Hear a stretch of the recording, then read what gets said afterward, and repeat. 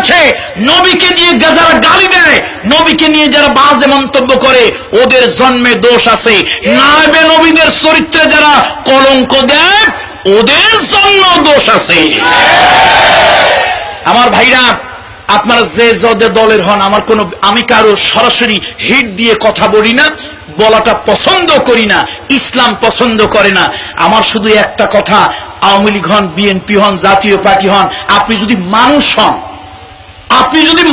হন, জানোয়ার না হন, তাহলে একটা কথা মনে রাখবেন, আল্লামা সাঈদী যার ওয়াজে হাজার হাজার লোক ইসলাম গ্রহণ করলো, লক্ষ কোটি লোকের হৃদয়ে স্পন্দন হলো, সেই লোকটা পরোক্ষভাবে 2 লক্ষ নারী ধর্ষণের সাথে জড়িত।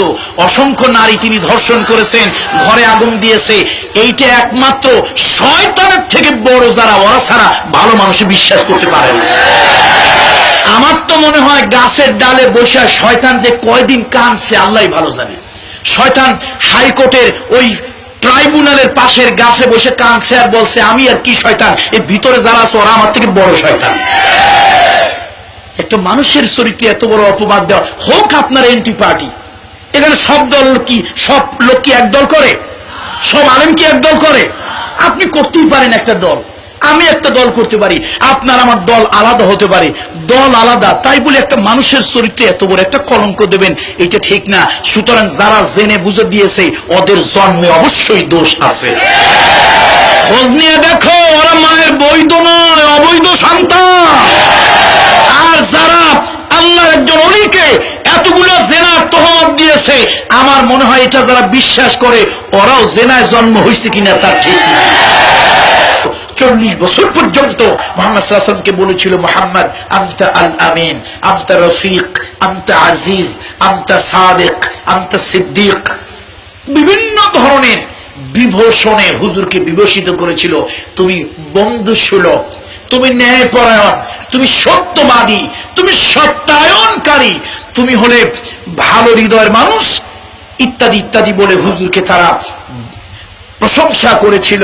অথচ সেই নবী যখন এই কালেমার দাওয়াত, লা ইলাহা ইল্লাল্লাহ দাওয়াত যখন দিলেন, সমাজের এক শ্রেণীর লোকেরা তার বিরুদ্ধে ক্ষিপ্ত হলো। তারা কোরআনের দাওয়াতকে, কালেমার দাওয়াতকে বন্ধ করে দিতে চাইল। হুজুর যখন কালেমার দাওয়াত, কোরআনের দাওয়াত যখন বন্ধ করে দিল না, দিতে রাজি হলো না, এবার তারা মুহাম্মদ সাল্লাল্লাহু আলাইহি ওয়াসাল্লামের বিরুদ্ধে ষড়যন্ত্র করলো, বলল মুহাম্মদ পাগল হয়ে গিয়েছে। আমার নবীকে পাগল বলল, আল্লাহর আরশে গিয়ে ব্যথা লাগলো। আমার আল্লাহ জানাই দিলেন, বন্ধু আপনাকে পাগল বলে যে আখ্যায়িত করলো, আমি আল্লাহ ওরে বলে দেই, এই লোকটা বৈধ সন্তান নয়, এ অবৈধ সন্তান, যার সন্তান। রতুল্লিম বাদা যালিকা জানিম, সে যার সন্তান, জেনার সন্তান।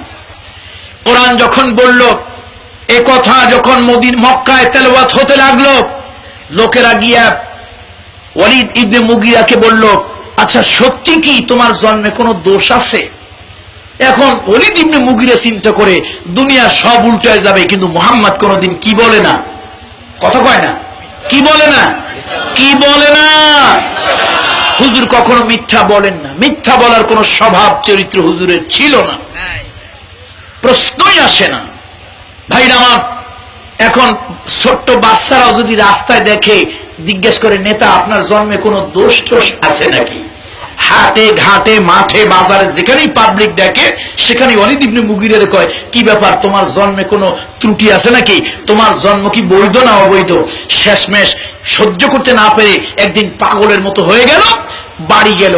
বাড়ি গিয়া বড় একটা তরবারি, তার বাপ তো নাই, মা তখনও জীবিত, বুড়া মায়ের কাছে বড় তরবারি নিয়ে বলল, এই বুড়ি, গোটা আরবের লোক জানে মুহাম্মদ কখনো মিথ্যা কথা বলে না, মুহাম্মদ সাল্লাল্লাহু আলাইহি ওয়াসাল্লাম মিথ্যা বলেন না। মুহাম্মদ আমার জন্মের উপরে কথা বলেছে, আমার জন্ম অবৈধ। বুড়ি, তুমি আমার মা, বলো। তরবারিটা যখন বের করেছে, বুড়ি মা থরথর করে কাঁপতেছে আর বলতেছে, বাবা আমারে মারিস না, আমি তো তোর মা। শোন, তুই যখন শুনতেই চাস, এতদিন বলি নাই, আজকে তাহলে বলি। তোর বাপ ছিল ওই আরব জাহানের সব থেকে বড় নেতা, বিরাট বড় নেতা, তোর বাপের হুঙ্কারে বাঘ আর ছাগল এক ঘাটে পানি পান করত, তোর বাপের হুঙ্কারে লোকজন থর থর করে কাঁপত, তোর বাপের সব ছিল, সহ্য বীর্য ছিল, তোর বাপের অস্ত্র ছিল, তোর বাপের নাম ডাক ছিল, টাকা পয়সা ধন দৌলত ছিল, কিন্তু তোর বাপের হেড অফিসে গন্ডগোল ছিল, মানে তোর বাপ ছিল নপুংসক।